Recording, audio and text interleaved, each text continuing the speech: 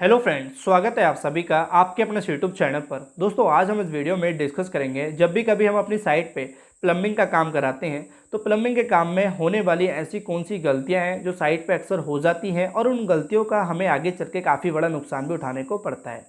और दोस्तों, मैं मेरे से पूछे जाने वाला सवाल जो ज़्यादातर है वो मैं आज इस वीडियो में डिस्कस भी करूँगा कि भाई हमें अपने घर में प्लम्बिंग का काम देते समय ठेकेदार को बिद मेटल देना चाहिए या लेबर रेट देना चाहिए। अगर बिद मेटल दे रहे हैं तो वो किस तरीके से चार्ज लेते हैं और लेबर रेट दे रहे हैं तो वो किस तरीके से चार्ज लेते हैं। और साथ ही आपको किसी प्लम्बर को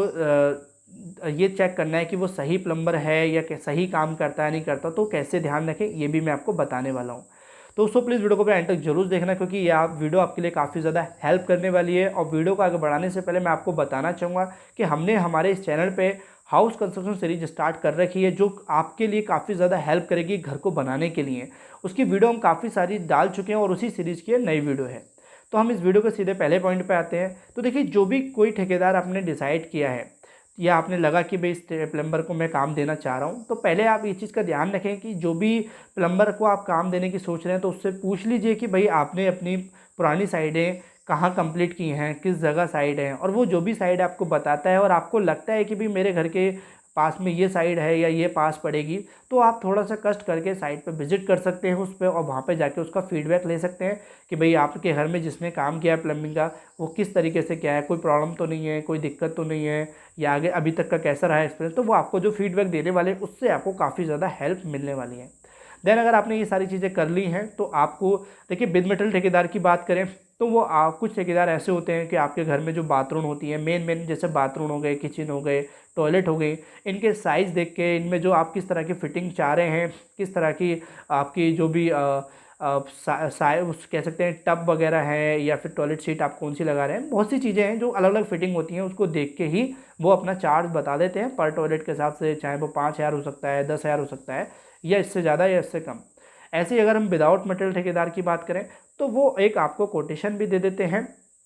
कोटेशन दोनों ही देते हैं। लेकिन अगर हम यहाँ एक विदाउट मेटल की बात करें तो वो आपको पर पीस के हिसाब से, जैसे मैनुअल बनते हैं तो उसका क्या चार्ज लेने वाले हैं, पाइपलाइन बिछती है तो उसको कितने रनिंग मीटर में लेने वाले हैं, ऐसी जो हमारी फिटिंग वगैरह होती है अंडरग्राउंड या आउटर, उस हिसाब से जो भी फिटिंग के पर फिटिंग के रेट होते हैं वो आपको दे देते हैं। तो विदाउट मेटल ठेकेदार इस तरीके से करते हैं। तो ये चीज़ ध्यान रखें, दोनों ही ठेकेदार काम करते हैं, दोनों ही ठेकेदार सही होते हैं, दोनों ही ठेकेदार में कुछ ठेकेदार गलत भी होते हैं। तो इस चीज़ से आप बिल्कुल जज मत करना कि विद मेटल ठेकेदार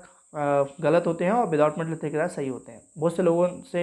मैंने कमेंट में देखा है कि जिन्होंने कहा है कि विदाउट मेटल ठेकेदार को काम कभी नहीं देना चाहिए, तो ऐसा नहीं है। अब यहाँ पर गलती क्या हो जाती है ठेकेदार को प्लम्बिंग का काम देते समय, वो ये कि देखिए, जब भी कभी हम एक घर को बनाते हैं तो घर बनाने के लिए हम क्या करते हैं कि ज़्यादातर कुछ लोग क्या करते हैं, जैसे मान लीजिए कि कुछ लोगों ने बिल्डर को काम दे दिया कि भाई आप हमारा घर बना के दोगे, या किसी एक बड़े कॉन्ट्रैक्टर को दे दिया जो बिल मेटल लेके ही सारा काम करने वाला है। तो वो लोग यहाँ पे क्या करते हैं कि चाहे वो इलेक्ट्रिकल की लेबर हो, पेंट की लेबर हो या प्लम्बिंग की लेबर हो, वो एक स्पेशलिस्ट ठेकेदार ना करके यूं ही कोई मार्केट में काम करने वाली जो लेबर होती है उनको काम दे देते हैं ज़्यादातर। और ऐसा नहीं, सभी ऐसा करते हैं और वो दोस्तों उन्हीं लेबर के थ्रू काम कराते हैं। अब यहाँ पे दोस्तों प्लम्बिंग के काम की अगर मैं बात करूँ तो प्लम्बिंग का काम ऐसा काम होता है कि अगर हमारे घर में कोई भी प्रॉब्लम होती है आगे चल के तो नुकसान बहुत ज़्यादा होता है। तो इसलिए आपको ऐसा प्लम्बर करना चाहिए जो आपकी राय को स्पेसिफाई रखे, आपकी राय को अगर उसमें कुछ चेंजेस करना हुआ तो आपको सही राय दे। अगर आप चाहते हैं कि भाई मैं ऐसे काम करना चाहता हूँ तो वो आपकी राय को भी सजेस्ट करे कि भाई इस तरीके से नहीं, इस तरीके से करो तो आगे चल के काफ़ी ठीक रहेगा। वो चीज़ें ज़रूरी होती है हर एक ठेकेदार को, चाहे वो किसी भी काम का ठेकेदार क्यों ना हो। तो अगर आप किसी भी ठेकेदार बड़े बिल्डर को देते हैं तो उससे बोल दीजिए कि भाई हमें प्लम्बिंग का ठेकेदार एक स्पेशलिस्ट चाहिए, सही ठेकेदार चाहिए जो अच्छा काम करता हो। वरना वो आपको तो बोलने ही वाले हैं कि सभी ठेकेदार सही काम करते हैं, हमारे पास जो काम करने वाले हैं वो सब। अब यहाँ दोस्तों ये तो होगी सब ठेकेदार को लेके। अब हम बात करने वाले जो दूसरी गलती साइट पे अक्सर ज़्यादातर जो होती है वो हमारे जो भी बाथरूम में पाइप बिछाए जाते हैं, बाथरूम में या टॉयलेट में जो बेस्ट पाइप होते हैं, आप देखेंगे पीवीसी के पाइप हमारे अंडरग्राउंड ही फ्लोरिंग में नीचे दबा दिए जाते हैं या संकन में। तो उसमें क्या करते हैं लोग बार, जो वॉश बेसिन का नीचे पॉइंट दिया होता है पानी निकलने के लिए, वहाँ पे दोस्तों उसकी जो पाइप की जो साइज़ रहती है वो लोग बार 2 इंची देते हैं ज़्यादातर। कोई 2 इंची देता है, कोई 1.5, कोई 3, ऐसे। तो आपको ध्यान रखना है कि उसका साइज़ आपको 3 इंची से कम बिल्कुल भी नहीं रखना है। ऐसे ही दोस्तों हमारे अदर जो भी वाश बेसिन के तो हो गया हमारा 3 इंची, ऐसे ही हमारा जो शावर का पानी है या कपड़े धोने का जो हमारे पानी निकलता है, वेस्ट वाटर जो होता है, उसका जो हमें बाहर निकालने का पाइप होता है वो 4 इंची से कम बिल्कुल भी ना रखें। ये पाइप दोस्तों मैंने अक्सर देखा है कि कुछ लोग बाथरूम में 2 इंची दे देते हैं, और 2 इंची का पाइप दोस्तों आपका पानी तो चले जाता है, लेकिन आगे चल के कभी कभी कोई लीक करने के चांसेस या बंद हो जाने के चांसेस बहुत ज़्यादा हो जाते हैं। ऐसे ही दोस्तों हमारे छत में जो रेन वाटर पाइप होते हैं, जिसके थ्रू हमारा बारिश का पानी नीचे आता है, अगर आपकी छत में चाहे ज़्यादा पाइप आपने दिए हैं या चाहे कम पाइप दिए हैं, फिर भी आपको 4 इंची से कम बिल्कुल भी नहीं रखना चाहिए उस पीवीसी पाइप का, रेन वाटर पाइप जो होता है। ऐसे ही हमारा जो हमारा सिलच जाता है किसी पाइप के थ्रू, आप देखेंगे तो उसका ध्यान रखें, वो 6 इंची से कम बिल्कुल ना रखें। जो हमारे बाहर जो भी टॉयलेट वगैरह जाती है जिस पाइप में, उसके लीक होने के या जो बंद होने के चांसेस ज़्यादा होते हैं, तो उसका भी साइज़ को आपको ध्यान में रख के चलना है। अब आगे चल के मैं जो दूसरा पॉइंट बताने वाला हूँ वो ये है कि देखिए, जो भी हमारे घर में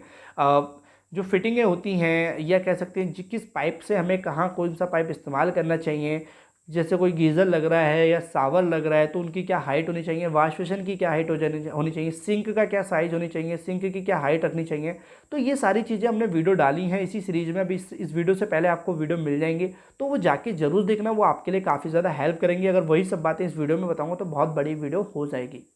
अब यहाँ दोस्तों हम नेक्स्ट बात करने वाले हैं कि देखिए, जो भी हमारे घर में अगर आपको कोई प्लम्बर बोलता है कि भाई हमने सारी बाथरूम की फ़िटिंग कर दी है, किचन की फ़िटिंग कर दी है, हमारी तरफ से वो कंप्लीट हो गई हैं, तो अब आपको क्या करना है। देखिए, हमारी सबसे पहले आपको ऊपर टंकी रखनी है। टंकी रखने के बाद उसको फुल कर देना है, और फुल करने के बाद जो भी हमारी फिटिंग है उनके आगे कैप लगा के और पानी छोड़ देना है। आपको 1 दिन 2 दिन देखना है, बिना प्लास्टर करे पहले ही आपको देखना है कि आपको पानी सारा ऑन करने के बाद क्या आपकी कहीं पाइप के जॉइंट पे या पाइप के कहीं भी किसी भी हिस्से में कोई लीकेज वगैरह तो नहीं हो रही है। अगर वो लीकेज हो रही है तो कहाँ हो रही है, ये सारी चीज़ें आपको चेक जरूर करनी है। ये सबसे सही तरीका है और इसको आप बिना कोई झंझट के कर सकते हैं। आप अपनी छत में टंकी रखवाइए, पानी भरिए और आप उसको 1-2 दिन के लिए छोड़ दीजिए। आपको अच्छे से पता चल जाएगा कि कहाँ पाइप लीकेज कर रहा है, कहाँ नहीं। अब यही लीकेज अगर आप बाद में देखने को मिलता है प्लास्टर करने के बाद या फिर टाइल्स पत्थर लगाने के बाद, तो बहुत दिक्कत होने वाली है। और यही गलतियां, कुछ ऐसी बड़ी बड़ी गलतियां होती हैं जो आगे चल के हमें बहुत बड़े नुकसान के रूप में कन्वर्ट हो जाती हैं।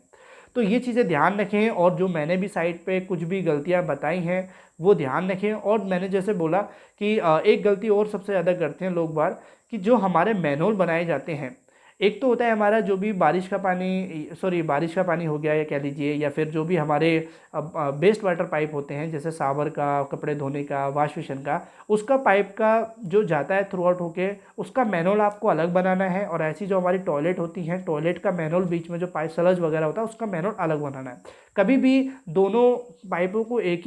ही मैनुअल में कनेक्ट मत करना, काफ़ी ज़्यादा दिक्कत होती है। तो स्मेल की ज़्यादा प्रॉब्लम होने से रहती है इस तरह के, अगर आप करते हैं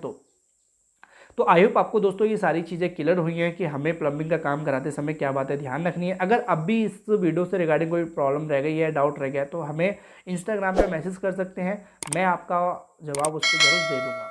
thank you for watching video, मिलते हैं अपने नेक्स्ट वीडियो पर।